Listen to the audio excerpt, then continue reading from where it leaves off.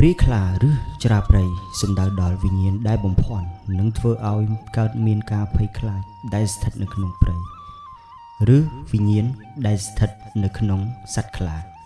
ដោយសារតែភាគច្រើនវិញ្ញាណទាំងអស់នោះត្រូវបានសម្លាប់ដោយសត្វខ្លាពិសេសខ្លាដែលបានស៊ីព្រានព្រៃដែលតែងតែចេះមន្តអាគមចេះបិទព្រៃបើកព្រៃហៅសត្វជាដើមមួយវិញទៀតព្រីខ្លា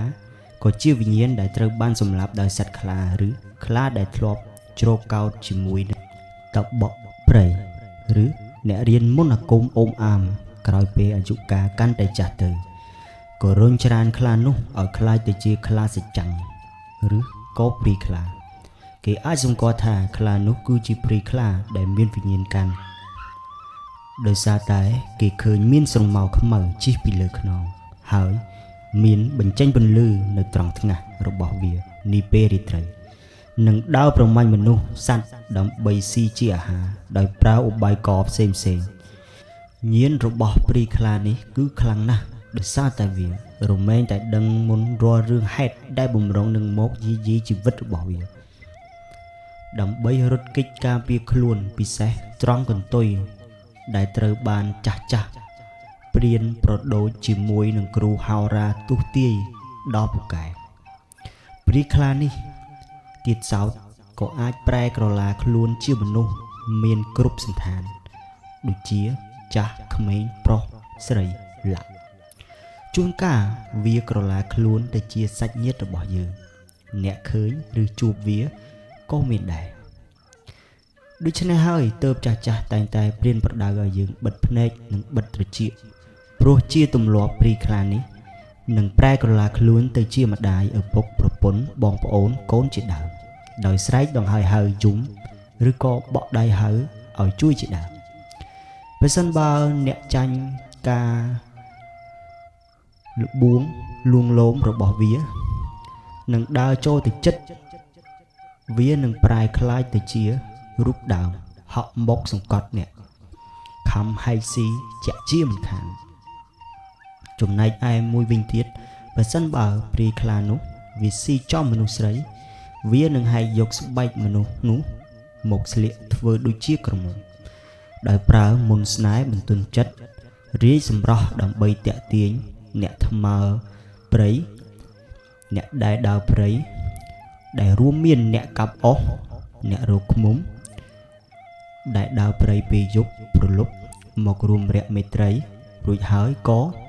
ស៊ីអ្នកនោះតែម្ដងចំណុចមួយវិញទៀតគេតែងតែសង្កេតឃើញថាព្រានព្រៃឬអ្នកថ្មើរជើងព្រៃទាំងឡាយពិសេសនៅពេលដែលសម្រាកនាពេលយប់គេតែងតែធ្វើធ្នាក់នៅលើដើមឈើខ្ពស់ដើម្បីសុវត្ថិភាពនិងគេចពីសត្វសាហាវផ្សេងទៀតជួនជាចៃដន្យបើយើងបានជួបនឹងព្រីខ្លាប្រកាសណាស់ថាអាចនឹងក្រឡាខ្លួនទៅជាសាច់ញាតិនិងហៅឲ្យយើងចុះពីលើធ្នាក់នោះប្រសិនបើទប់អារម្មណ៍និងសតិមិនបានហើយសម្រេចចុះពីលើធ្នាក់នោះច្បាស់ជាត្រូវព្រីខ្លាហែកស៊ីចាក់ជាពុំខានឡើយប្រសិនបើគេចង់សម្លាប់ខ្លាដែលមានព្រីកាន់នោះចាស់តែងតែប្រាប់កូនតចៅថាគេត្រូវប្រើគ្រាប់ដែលបញ្ចុះមន្តអាគមគាថាហើយទៅទីខ្ពស់ជាងវានៅពេលដែលមាននរណាម្នាក់បាញ់ព្រីខ្លានោះចំរាងកាយពិសេសនៅត្រង់ថ្ងាសពន្លឺដែលនៅលើក្បាលរបស់វានឹងរលត់ភ្លាមហើយស្របពេលនោះគេនឹងឮសំឡេងស្រែកដ៏សន្ធោសន្ធៅពេញព្រៃហើយវានឹងស្រែកដង្ហើយហៅឲ្យគេជួយជាមួយនឹងសំឡេងធ្ងោអង្វរគួរឲ្យអាណិតមុនពេលអស់ជីវិតចំណែកឯសំឡេងដែលវាស្រែកសន្ធោសន្ធៅនិងហៅឲ្យគេជួយនោះគេហៅថាច្រាព្រៃនោះឯងពិសេសរាល់អ្នកដែលមានសិលទាបជីអូនដាក់ដែលចាញ់បារមីព្រៃបណ្ដាឲ្យឈឺឬដេកស្លាប់បើចេញពីព្រៃអាគមដែលព្រីខ្លាកាន់មិនទាន់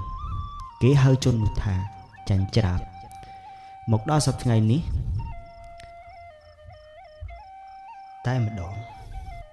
ហើយចំណុចដែលសំខាន់ ដែលគួរដឹងមួយទៀតនោះចាស់ចាស់រមែងហាមិនអោយនិយាយពាក្យថាខ្លានោះទេនៅពេលដែលដើរក្នុងព្រៃអាស្រ័យទីរមែងស័ក្តិសិទ្ធិក្រៃលែងបើអ្នកណាម្នាក់និយាយចាស់ចាស់តែងតែហៅថាមាត់អត់គម្របឬមាត់ស៊ីអំបិលប្រហុកព្រោះបើយើងហ៊ានតែហៅឈ្មោះនេះវានឹងលេចមុខនៅទីណាដែលអ្នកដើរព្រៃនោះរបូតមាត់ចាក់ជាមិនខាន